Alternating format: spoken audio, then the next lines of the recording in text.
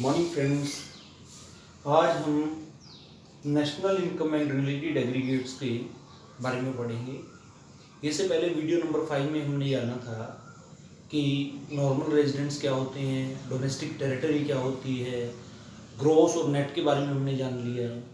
तो आज हम पढ़ेंगे इसमें 3 बेसिक कंसेप्ट जो कि हम आगे आने वाले चैप्टर में यूज़ करेंगे और जिनसे हम नेशनल इनकम अकाउंटिंग के सभी जो आपके सम हैं, न्यूमेरिकल्स हैं, उनको हम सॉल्व करेंगे। तो आइए सबसे पहले जानते हैं कि national income and related aggregates में वो 3 बेसिक फॉर्मूले कौन से हैं जिनके ऊपर ये पूरा का पूरा चैप्टर ही आपका डिपेंड करता है।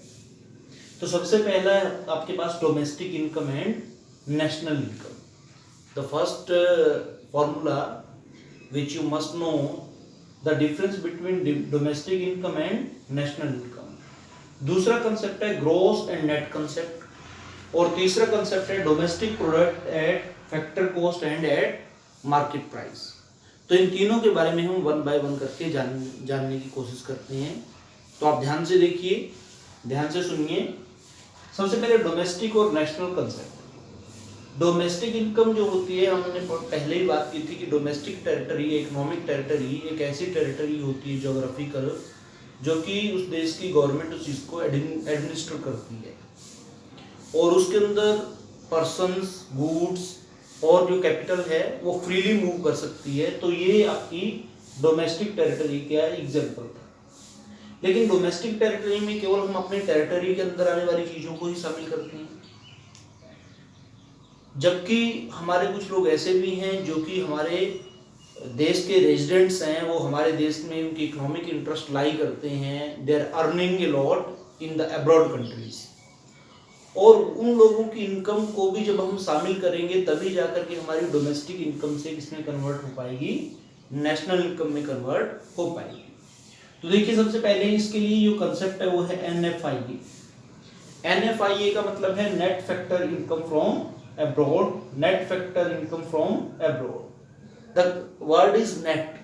अब ये नेट वर्ड कहां से आया, तो इसमें हम शामिल करते हैं income earn by the normal residents from abroad. जो इंडिया के नॉर्मल रेजिडेंट्स हैं वो कहां से नेशनल जो इनकम कलेक्ट कर रहे हैं, अब्रॉड कंट्रीज से, बाहर के देशों से में जो इनकम कैलकुलेट कर रहे हैं, कलेक्ट कर रहे हैं और उसे हमारे देश में भेज रहे हैं, क्योंकि उनकी इकोनॉमिक इंटरेस्ट किससे कनेक्टेड है, इंडिया से कनेक्टेड है।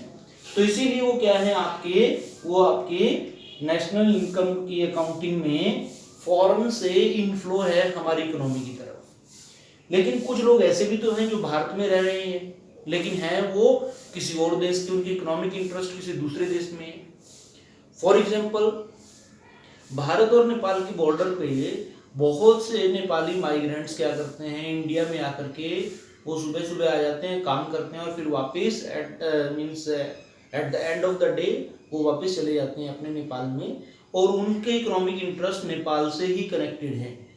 तो वो क्या है, the income earn by non residents. The word is non residents in our country. तो भारत में जो नॉन रेजिडेंट है वो इनकम जो कमा रहे हैं वो आउटफ्लो है हमारी इकोनॉमी से, हमारी इकोनॉमी से बाहर की तरफ जा रहा है, जिसके कारण से हम क्या करेंगे, माइनस करेंगे। और जो इनफ्लो है जो हमारी इकोनॉमी में आ रहा है उसको हम क्या करेंगे, प्लस करेंगे। तो इनफ्लो में से आउटफ्लो माइनस कर दीजिए तो आपके पास क्या आएगा, NFIA आ जाएगा। क्या आ जाएगा, NFIA, net factor income from abroad. तो अब आपको समझ में आ गया होगा कि डोमेस्टिक इनकम जब भी आपको गिवन हो और उससे आपको पूछा जाए कि नेशनल इनकम पे आपने जाना है, GDP से GNP पे अगर आपने जाना है, तो GDP का मतलब क्या है, gross domestic product, means domestic territory में जो हो रहा है, और GNP क्या है, ग्रॉस नेशनल प्रोडक्ट। तो आप क्या करेंगे, डोमेस्टिक इनकम में GDP में क्या प्लस कर देंगे, NFIA प्लस करेंगे, तो आपको क्या मिलेगा, नेशनल इनकम मिल जाएगा, GNP मिल जाएगा, हमारा ग्रॉस नेशनल प्रोडक्ट मिल जाएगा। सो GDP plus NFIA is GNP, gross national product. तो इसमें आपको ये समझ में आ गया। अब हम दूसरे कंसेप्ट पे चलते हैं जिसके बारे में हमने पहले ही चैप्टर में पढ़ लिया था जब हमने इन्वेस्टमेंट पढ़ा था। और आपको पता है इन्वेस्टमेंट क्या होता है, अगर आपको नहीं याद है तो आप मेरा वीडियो नंबर 1 देखिए, उस वीडियो नंबर 2 देखिए, उसमें हमने इस कंसेप्ट को बड़े आराम से पढ़ा है, इन्वेस्टमेंट के कॉन्टेक्स्ट में इसको पढ़ा है, तो वहां से आप इसे समझ सकते हैं। Now the what is gross and net concept of in national income. So gross means anything that is means जिसमें सब चीजें शामिल हैं, एंड उसके अंदर क्या है, डेप्रिसिएशन ऑटोमेटिकली इंक्लूड हो जाता है। So gross is net plus depreciation, क्योंकि वो तो टोटल है, टोटल के अंदर डेप्रिसिएशन भी आ गया और नेट प्योर भी आ गया, दोनों को मिला दिया तो आपका ग्रॉस हुआ। और ग्रॉस को अगर हम जानना चाहें कि ग्रॉस से नेट एनडीपी, यहां से आपको नेट कैसे फाइंड आउट करेंगे आप, नेट फाइंड आउट के लिए आप करने के लिए आप क्या करेंगे, नेट फाइंड आउट के लिए सीधे से फॉर्मूला बन जाएगा, that is gross minus depreciation. Gross minus depreciation अगर आप कर देंगे तो इससे आप क्या फाइंड आउट कर सकते हैं, नेट फाइंड आउट कर सकते हैं। फॉर एग्जांपल हम यहाँ पे एग्जांपल लेते हैं, अगर आपको जीडीपी दे रखा है, उससे आपने क्या फाइंड आउट करना है, एनडीपी। पहले तो आपको इनके मीनिंग पता होना चाहिए। जीडीपी क्या है आपका, ग्रॉस डोमेस्टिक प्रोडक्ट, एनडीपी क्या है, नेट डोमेस्टिक प्रोडक्ट। तो यहाँ पे आपके देखिए ये दोनों चीजें तो बराबर हैं, एक जैसी ही है, डीपी बीपी दोनों सेम है, खाली फर्क किसमें है, ग्रॉस और नेट में फर्क है।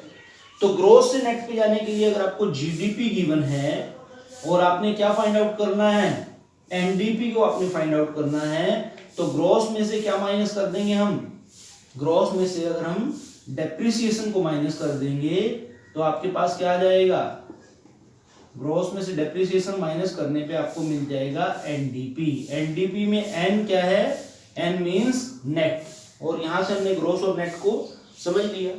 एंड वाइस वर्सा, इसका रिवर्स भी हो सकता है, एनडीपी आपको गिवन हो और आपको क्या फाइंड आउट करना हो, जीडीपी फाइंड आउट करना है, तो नेट में डेप्रिसिएशन प्लस कर देंगे तो आपको क्या मिल जाएगा, ग्रॉस मिल जाएगा।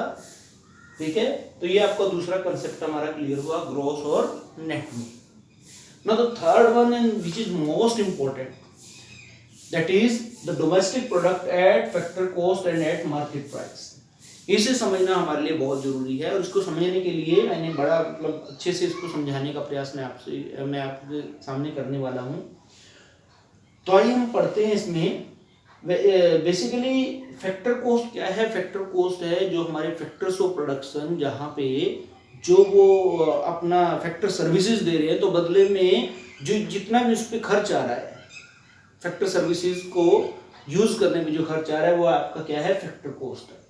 फैक्टर कॉस्ट को आप फैक्ट्री से भी समझ सकते हैं। फैक्ट्री, तो फैक्ट्री में क्या है, कोई भी फर्म है जो कि किन किन चीजों का यूज कर रही है, रेंट, वेजेस, इंटरेस्ट और प्रॉफिट, ये सब हमें कहां से मिलते थे, ये पे कर रही है फर्म किसके रूप में, रेंट किसको दे रही है, लैंड के बदले में, वेजेस किसको दे रही है, लेबर्स को दे रही है, इंटरेस्ट किसके लिए दे रही है, आपके कैपिटल के लिए दे रही है, और प्रॉफिट किस लिए दिया जा रहा है, प्रॉफिट आपके एंटरप्रेन्योरल स्किल के लिए दिया जा रहा है।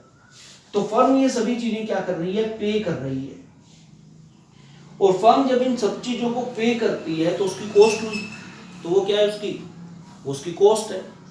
जब इन सब चीजों को पे करने के बाद में जब आउटपुट बनता है कोई भी चीज का, तो आउटपुट क्या होगा, आपके फैक्टर सर्विसेज का यूज करने पे जो कॉस्ट आई तो फैक्टर कॉस्ट हुआ। सो ये आउटपुट आपका किस पे हुआ, एफसी। एफसी का मतलब क्या है, factor cost. The meaning of FC is factor cost. So by using all the factors of production, उनकी फैक्टर सर्विसेज का यूज करने के बाद में जो आउटपुट आता है वो क्या है, आपका आउटपुट एट फैक्टर कॉस्ट। आइए से एक एग्जांपल से समझते हैं। We want to take the example that if a firm is producing output at 100, उसका टोटल कितना है आउटपुट आपका 100 रुपीज है, तो उसने रेंट, इंटरेस्ट पे, सब पे कुछ ना कुछ दिया होगा। इस पे उसने दे दिया 20 रुपीज, इस पे उसने दे दिया कितना, फिर से आपका 30 रुपीज, यहाँ पे फिर से उसने 20 दे दिया, यहाँ फिर से 30 दे दिए, तो ये इन सबको जोड़ देंगे तो कितना हो गया 100। तो ये आउटपुट आया, और ये किस पे है, फैक्टर कॉस्ट पे। अब अगर आउटपुट जो है वो फैक्टर कॉस्ट पे आ गया, अब उसे मार्केट में बेचना है फर्म ने, तो क्या करेगी फर्म, उसके ऊपर कुछ इनडायरेक्ट टैक्सेस लगेंगे। उस जो भी प्रोडक्ट बना है उस प्रोडक्ट के ऊपर कोई पैकिंग का, एडवर्टाइजिंग का, वो सब चार्ज लगेगा, और जिसके कारण हम इसमें क्या करेंगे, इनडायरेक्ट टैक्सेस को प्लस करेंगे। इनडायरेक्ट टैक्स तो हमने पढ़ा है, लास्ट वीडियो में हमने पढ़ा था कि इनडायरेक्ट टैक्स हैं, वो इनडायरेक्ट टैक्सेस में कौन कौन सी चीजें आती हैं। ऐसे टैक्स जो हमारी इनकम के ऊपर डायरेक्ट ना लगे और जिनका इंसिडेंस मींस लगाए किसी और पे जाएं और उनका प्रभाव किसी और के ऊपर दिखे, इम्पैक्ट किसी और के ऊपर दिखे, उनको हम क्या कहते हैं, इनडायरेक्ट टैक्स कहते हैं। जैसे जीएसटी है, जीएसटी लगाया जाता है गुड्स के ऊपर और जो प्रोड्यूसर है उसके ऊपर, लेकिन उसका इम्पैक्ट किसके ऊपर दिखता है, प्रोड्यूसर के ऊपर दिखता है, कंज्यूमर के ऊपर दिखता है। So ultimately who page GST, consumer. तो इस तरह से इनडायरेक्ट टैक्स है ये। अब इस आउटपुट में जो कि कितना था हमारा 100 था, इस 100 में अगर हम कहें कि इनडायरेक्ट टैक्स है वो भी प्लस किया जाएगा बेचने से पहले, तो ये आउटपुट एट फैक्टर कॉस्ट है 100, यहां से हमने लिया है। इसमें अगर इनडायरेक्ट टैक्स की मात्रा कितनी है, 12% की स्लैब में आता है जीएसटी के, तो टोटल कितना हो जाएगा output at MP, it will be equal to 112। कितना हो जाएगा, 112 के बराबर हो जाएगा आउटपुट आपका किसमें, ये आपका output at MP. MP means market price. तो ऑब्वियसली जब भी आपका मार्केट प्राइस होगा वो हमेशा ही फैक्टर कॉस्ट से ज्यादा होगा। इसे आप दूसरी तरह से भी समझ सकते हैं, जो भी सामान, कई बार हम सामान लेने जाते हैं तो हमें पता चलता है कि फैक्ट्री से वो सामान ज्यादा सस्ते में मिलेगा जबकि मार्केट में वो महंगे में मिलता है। तो लोग फैक्ट्री में जाते हैं, फैक्ट्री से सामान लेके आते हैं, उनको सस्ते रेट पे वो मिलता है। क्यों मिलता है, क्योंकि हो सकता है वहां पे बहुत सारी चीजें उसमें इंक्लूड ना हुई हो, इनडायरेक्ट टैक्स उसमें इंक्लूड ना हुआ हो, तो वहां पे उनको वो फैक्टर कॉस्ट पे मिल गया। तो इस तरह से आपका आउटपुट एट फैक्टर कॉस्ट को अगर हमें आउटपुट एट एमपी पे जाना है तो क्या प्लस करना है, IT. IT means indirect taxes. दूसरी तरफ एक और नया कंसेप्ट है, दैट इज सब्सिडी। सब्सिडी क्या है, सब्सिडीज आर कंसेशन। और ये कंसेशन किस चीज के लिए दिया जाता है, ये कंसेशन दिया जाता है हमेशा ही जब भी हम कोई प्रोडक्ट बनाते हैं और गवर्नमेंट चाहती है कि वो प्रोडक्ट महंगे में ना बिक करके सस्ते में बिके। फॉर एग्जांपल एलपीजी सिलेंडर का हमने यहाँ पे एग्जांपल लिया है। एलपीजी सिलेंडर का रेट है कितना, 850, बट गवर्नमेंट चाहती है लोगों को वो कितने में मिले, वो 650 में मिले। तो कितना, 200 रुपीज का क्या है, गवर्नमेंट उसमें सब्सिडी दे रही है। लेकिन सब्सिडी का ये मतलब तो नहीं कि जो एलपीजी बनाने वाली कंपनी है वो उसको सस्ते में बेचेगी, अपना लॉस में आएगी वो, तो वो लॉस में नहीं आएगी।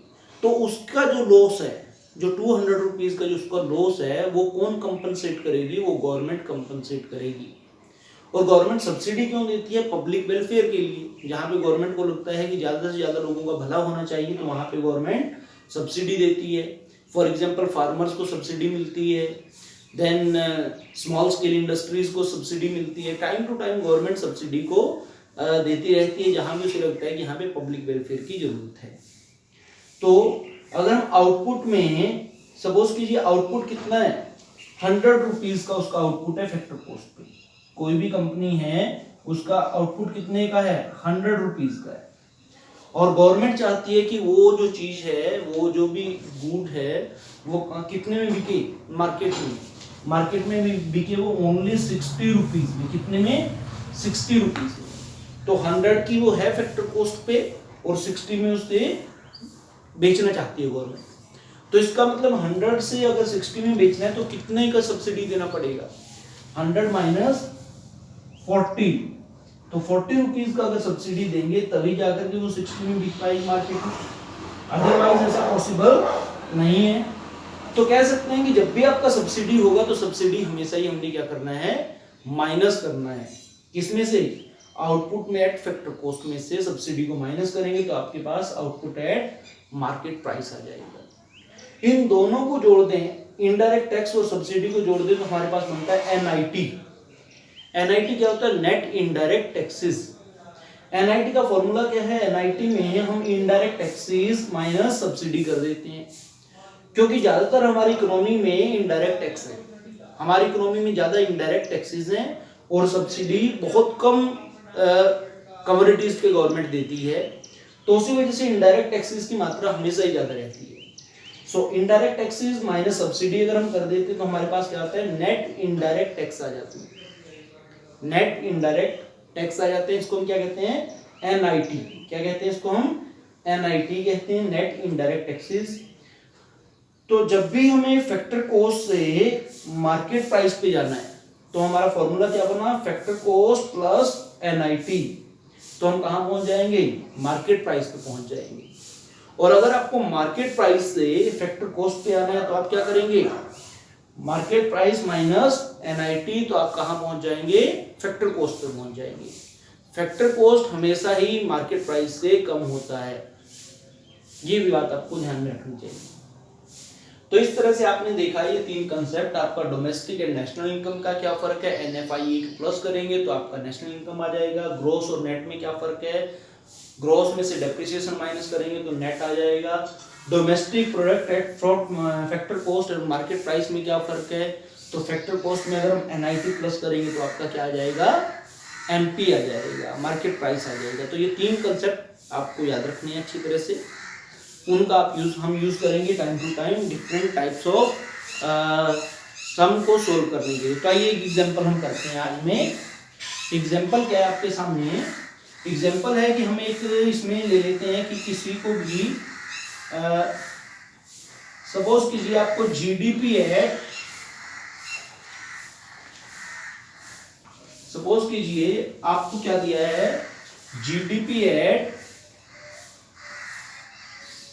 फैक्टर कॉस्ट दिया है, ऐसा गिवन है, GDP gross domestic product at factor cost दिया है। और आपसे पूछ रहे हैं कि आपको क्या फाइंड आउट करना है, NNP at FC find out करना है, NNP at MP find out करना है। ये आपका एग्जांपल है। तो इसमें मैंने एक ही में तीनों कंसेप्ट को ले लिया। अब आप देखिए जब भी आप इसे सॉल्व करने जाएंगे you have to follow the formula of 1 2 3। कितना, 1 2 एंड 3। देखिए 1 2 3 में देखिए आपको इससे मैच करना है, इसको मींस जो ग्रॉस डोमेस्टिक प्रोडक्ट है उसको एनएनपी बनाना है और फैक्टर कॉस्ट की जगह यहां भी आपको एमपी लेके आना है। तो पहले मैं 1 2 3 में देखता हूं कि इसके ये 1 है, ये 2 है, ये 3 है, ये 1 है, ये 2 है, ये 3 है। ये 1 2 3 को किस तरह से मैं मैच कर सकता हूं, सबसे पहले देखिए ग्रॉस, अगर मुझे ग्रॉस दिया है और मुझे कहां पे जाना है, नेट पे जाना है, तो ग्रॉस में से मैं क्या माइनस करूंगा, तो ग्रॉस में से मैं माइनस करूंगा किसको, डेप्रिसिएशन को। किसको माइनस करूंगा मैं, डेप्रिसिएशन को माइनस करूंगा।